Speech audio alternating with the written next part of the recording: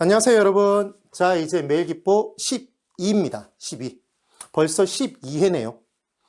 탄력성 계산 문제를 풀어볼 거예요. 우리는 매일기보에서 해당 파트의 내용을 공부하면 계산 문제만 별도로 다 띄워놓고 나중에 공부하는 게 아니라 그 부분에서 먼저 공부하고 나중에 또 모아서 공부할 거예요. 그래서 정확하게 개념을 잡아보는 거죠. 탄력성 계산의 이제 기초 문제를 풀어볼 겁니다. 자, 1번. 어느 부동산의 가격이 5% 하락, 수요량이 7% 증가, 이 부동산 수요의 가격 탄력성은 제21회 시험 문제네요. 제가 우리 시험 이제 34회여서 보통 기출문제를 풀 때 5개년 또는 7개년의 최신 기출문제만 푼다고, 최신 경향을 분석하기 위해서 그 문제만 푼다고 주장들을 하시는데 저는 동의하지 않아요. 왜냐하면 33회 시험 문제에서 24회 때 기출문제도, 26회 때 기출문제도 다시 반복됐단 말이에요.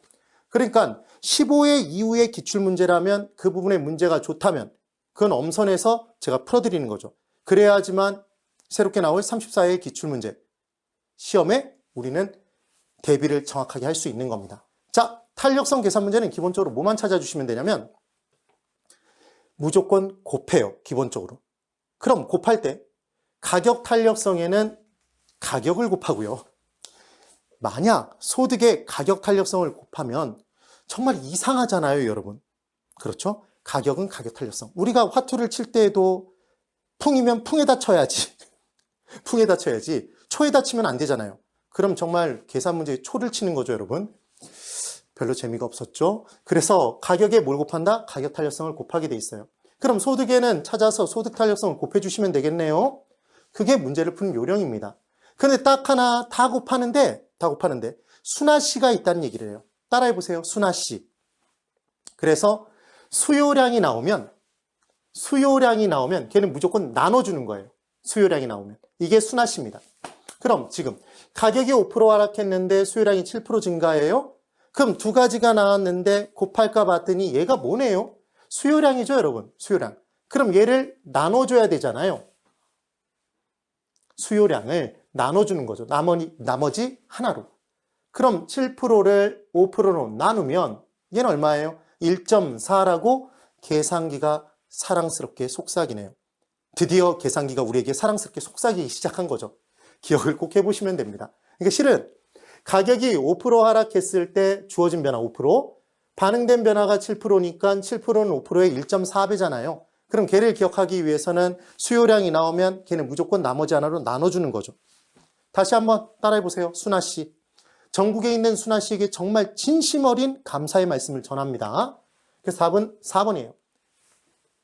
정답만 알려줄 고향이죠, 지금. 그 다음 2번. 어느 지역의 오피스텔 가격이 4% 인상되었다. 오피스텔 수요의 가격 탄력성이 2.0이라면 오피스텔 수요량의 변화는 얼마입니까? 이렇게 문제가 나왔어요. 그러면 자, 여러분 기본적으로 탄력성 계산 문제는 곱하라고 그랬죠? 즉 가격에는 뭘 곱해요? 가격 탄력성을 곱하죠. 되셨나요? 그러니까 4%의 2.0, 2를 곱하면 이제 얼마가 나와요? 8이 나오겠죠. 2 곱하기 4는 8입니다. 그럼 8%만큼 변화하는 건데 중요한 건 무슨 법칙에 따라? 수요의 법칙에 따라 가격이 인상되면 수요량은 뭐한다? 감소하는 거죠. 이게 포인트네요. 주의를 꼭 한번 해두셔야 돼요. 그럼 만약 가격이 인하됐다 그러면 수요량은 증가하는 것이겠네요. 그 내용입니다. 그래서 절대 공식이 있어요. 반드시 기억해야 되는 거죠. 절대 공식이라고 해서 무슨 대단한 내용이 아닙니다. 우리 계산 문제는 항상 똑같은 놈을 찾아다니시면 돼요. 그래서 가격엔 뭘 곱한다?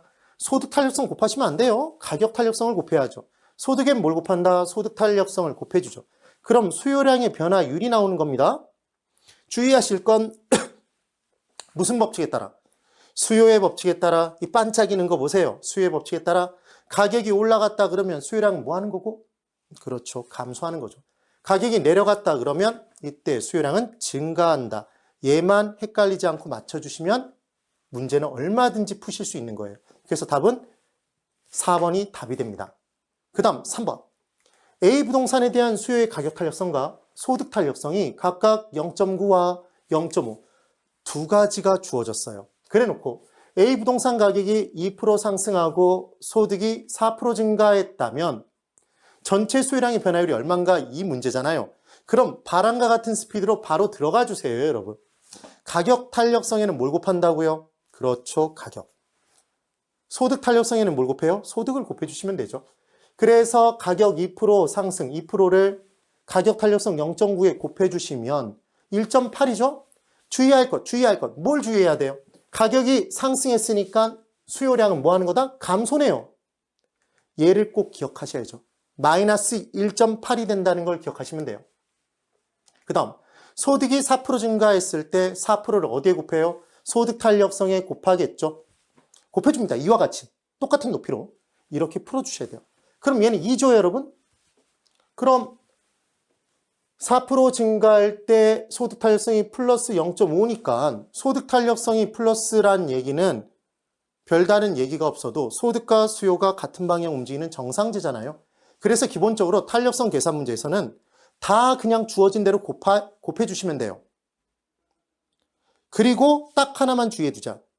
수요의 가격 탄력성은 수요의 법칙에 따라 반대로 움직인다는 것만 기억해 주면 된다. 그럼 결국 지금 얘는 2% 증가네요. 그래서 전체 수요량의 변화는 마이너스 1.8, 가격의 상승에 따라 1.8%만큼 감소, 소득의 증가에 따라 2%만큼 증가. 그럼 둘을 더하면 플러스 0.2죠. 0.2만큼 변화하겠네요. 되셨어요, 여러분? 이렇게 문제를 풀어주시면 됩니다. 그래서 계산 문제를 풀 때 두려워하지 마시고 그 계산 문제도 주어져 있는 내용대로 정확히 따라 들어가 주시면 되는 거예요. 되시겠죠, 여러분? 힘내셔서 문제를 풀어주시면 됩니다. 그래서 탄력성의 기초적인 문제, 계산 문제의 기초적인 문제, 이렇게만 나왔으면 좋겠다, 이런 문제들을 풀어본 거죠. 되셨어요? 우리의 매일은 합격으로 돌아옵니다. 대단히 수고 많으셨습니다.